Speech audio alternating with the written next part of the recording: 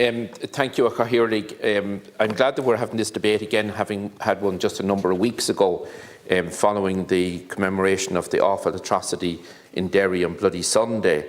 I'm glad that Deputy Gannon referred earlier to the work of people like Stephen Travers and Eugene Reevy. And actually, Deputy Crowe, who's here with me, had an opportunity earlier today to have a very long and detailed conversation with Stephen Travers. I know Stephen over many years, both him and Eugene, and I know that they have drawn a lot of their inspiration for the great work that they do in the whole area of speaking to groups and meeting with other families who are victims as well. They draw great inspiration from the work of Seamus Mallon and the leadership that he showed over the years. I know that the late Seamus Mallon, an outstanding Irish nationalist, he encouraged them to carry out their work. And I know that my former Dáil colleague and good friend Rory O'Hanlon has been similarly supportive of the work of Eugene and Stephen. And I think it's very important that we recognise the work of different individuals and different groups. And I think of many of the groups throughout Northern Ireland in particular, like Wave Trauma, that are powerful advocates for victims and for advocating on behalf of people in regard to their particular needs. Eugene Reevy and Stephen Travers set up the Truth and Reconciliation platform. They've spoken to hundreds and hundreds of people who suffered similar to themselves in many different fora, and they have found it very, very important that people have the opportunities to outline what they have been through and what they would like to see achieved. And unfortunately, most of them realise that in so many instances, people won't be brought to justice for the terrible tragedies inflicted on innocent people. But at least if the truth was got, it would be so important. And I think one of the things that they would talk about is the need for our young people to know what went on in our country. And it's so disappointing when you hear of so many people today who don't study the subject of history at second level school. I think both history and geography are basic parameters for all of us in regard to what we need to know about our own region, about our own country, and about our own backgrounds. The proposals published by the British government last July for a statute of limitations, basically an amnesty, ending criminal investigation and prosecutions related to troubles-related incidents, as well as inquests and civil litigation, have caused very, very understandably very significant distress, alarm and disquiet all across this island and in Britain as well. It's absolutely an appalling proposal.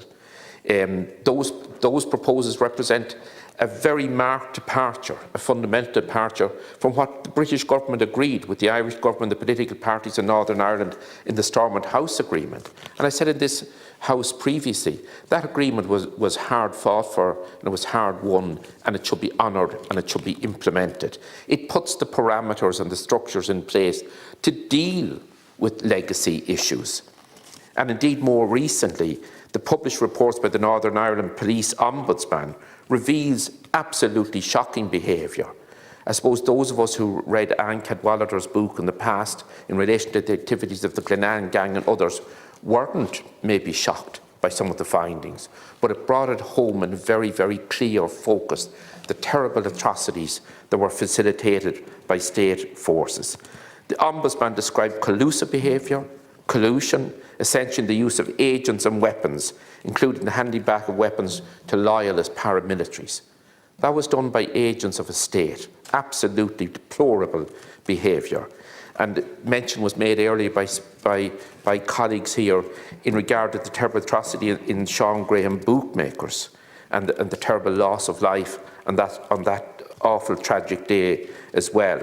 The Ombudsman report has found very strong evidence of investigative intelligence failures and collusive behaviours by the then RUC, including the continued unjustifiable use of informants involved in serious criminality and murder, and crucially, and very, very again, totally unacceptable, the return of weapons to loyalist paramilitaries. I commend the Ombudsman on producing this report, and it just lays out in very stark detail what people went through and what the type of behaviour was.